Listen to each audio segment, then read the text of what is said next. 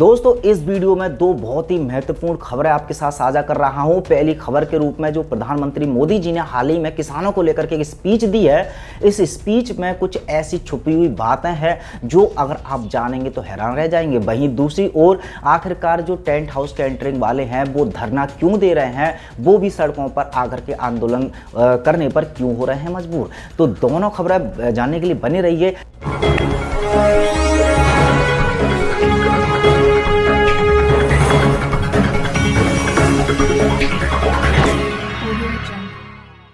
नमस्कार, मैं हूं सुमित आजाद और आप देख रहे हैं ग्लोबल न्यूज़। दोस्तों हाल ही में भारत के प्रधानमंत्री नरेंद्र मोदी जी ने एक संबोधन में कहा कि अभी देश की आज़ादी के 100 साल पूरे होंगे 1947 में, यानी कि 1946 में जो 99 साल की लीज है वो हो सकता है ख़त्म हो, तो 1947 की बात शायद इसलिए जिक्र में आई हो।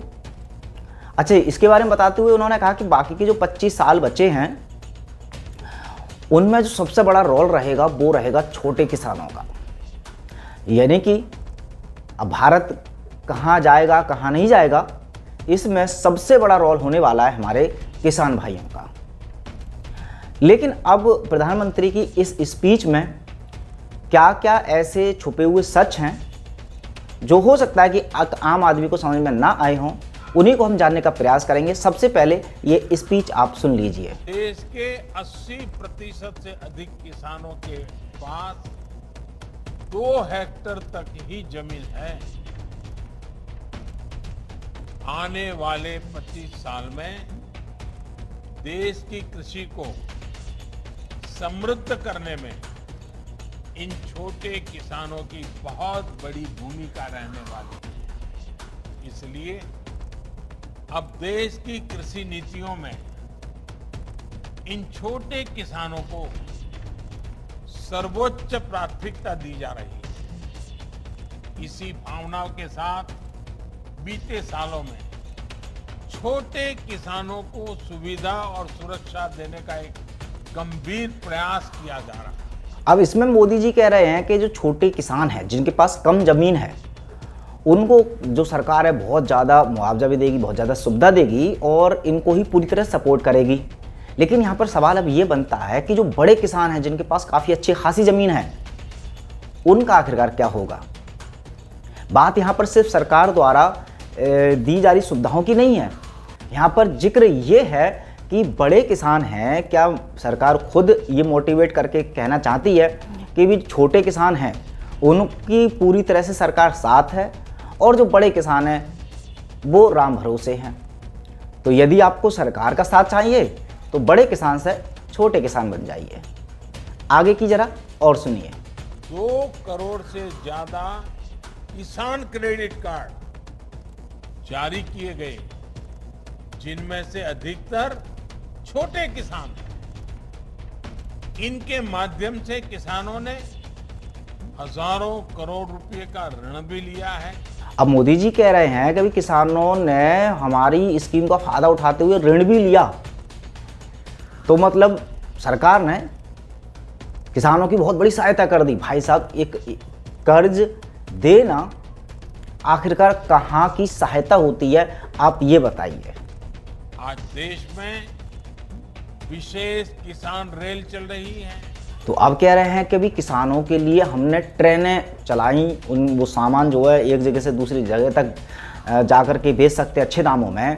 तो भाई साहब, पहले तो ज़रा ट्रेनों पे आ जाते हैं कि आजकल नहीं, काफ़ी लंबे समय से पहली बार तो ट्रेनें पूरी तरह से ज़्यादातर बंद कर दी हैं। कुछ ट्रेनें चल भी रही हैं, तो उनमें सफ़र क्या हमारा जो साधारण आम किसान है जो ज़्यादातर अनपढ़ है या जिनको थोड़ी पढ़ाई लिखाई इतनी नहीं आती कि वो ट्रेनों का रिजर्वेशन भी कर सकें, तो अगर ट्रेनों में आरक्षण करना किसी को नहीं आता या वो नहीं कर पा रहा है तो वो तो ट्रेन में बैठ ही नहीं पा रहा। तो भाई साहब, सबसे पहले तो ये जब ट्रेनें जितनी भी खोल दी हैं तो उनसे ये वाली शर्त तो हटाई दो कि रिजर्वेशन के बिना भी कोई यात्री यात्रा कर सके, क्योंकि हमारे किसान भाई तो ज़्यादातर डायरेक्ट जनरल डिब्बे में ही यात्रा करते हैं।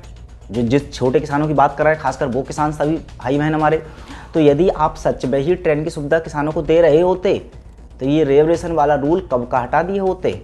तो आप सोचते हैं कि हाँ सिर्फ आप बातों से ही ये सिद्ध कर देंगे कि आप किसानों के भले के लिए बहुत सारे काम कर रहे हैं, तो ये अब आसान नहीं है। देश की जनता बहुत सारी जाग चुकी है और कुछ लोग तो इतना भी जाग चुके हैं जिनको समझ में आ रहा है कि ये जो किसानों को लुभाने के तरीके हैं और जो 25 साल की बात कहने की बात हो रही हो, तो आपको याद होगा कि हमारा देश है वो भी 99 साल की लीज पर लिया गया है।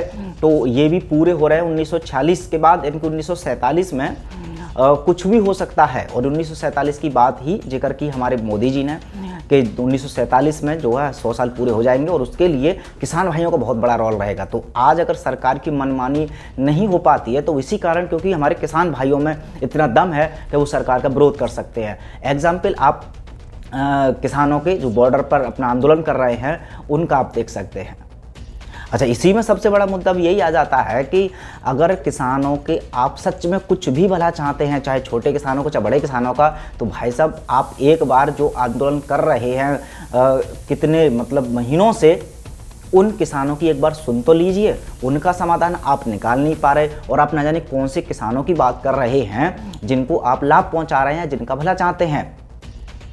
तो सवाल यहीं पर बहुत सारे बन जाते हैं जब भी आप एक तरफ किसानों को तड़पते हुए भड़कते हुए उनको कभी आतंकवादी घोषित कर रहे हैं, कभी आंदोलनजीवी बोल रहे हैं, कभी इतनी उल्टी सीधी भाषा का इस्तेमाल करते हुए किसानों को अपमान कर रहे हैं, और वहीं पर एक स्पीच में आकर के कहते हैं कि किसानों को पूरी तरह से हमारी सरकार सहायता देगी और 25 साल आगे के किसान भाई ही हमारा देश का जो नक्शा है वो बनाएंगे। तो ये तो सच है कि आगे के 25 सालों में सच में अगर देश में आपत्ति जो आने वाली है, जो गुलामी आने वाली है, यदि उससे कोई बचा सकता है तो वो भी हैं हमारे किसान।